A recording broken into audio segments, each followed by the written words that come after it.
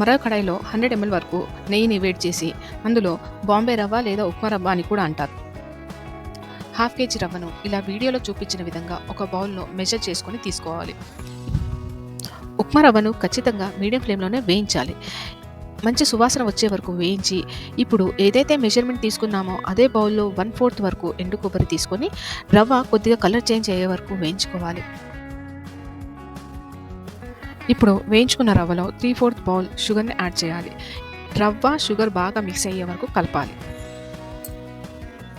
ఇలా వేరే పాత్రలో రవ్వని తీసుకుని వేయించి ఉంచిన డ్రై ఫ్రూట్స్ అలాగే 1/2 టీ స్పూన్ ఇలాచి వేసుకొని బాగా కలపాలి. తరువాత గోరువెచ్చగా ఉన్న పాలను కొద్ది కొద్దిగా వేడిగా ఉన్న రవ్వలో వేస్తూ ఇలా లడ్డూలను కట్టుకోవాలి. ఖచ్చితంగా పాలు గోరువెచ్చగా రవ్వ వేడిగానే ఉండాలి. అప్పుడే లడ్డూలను కట్టుకోవడానికి వస్తాయి. నేను ఇలా విరిచి చూపించింది కూడా లడ్డూలు చేసిన తర్వాత రోజు. ఇదే ప్రాసెస్ని ఫాలో అయ్యి మీకు ఎలా వచ్చాయో ఖచ్చితంగా కామెంట్ చేయండి.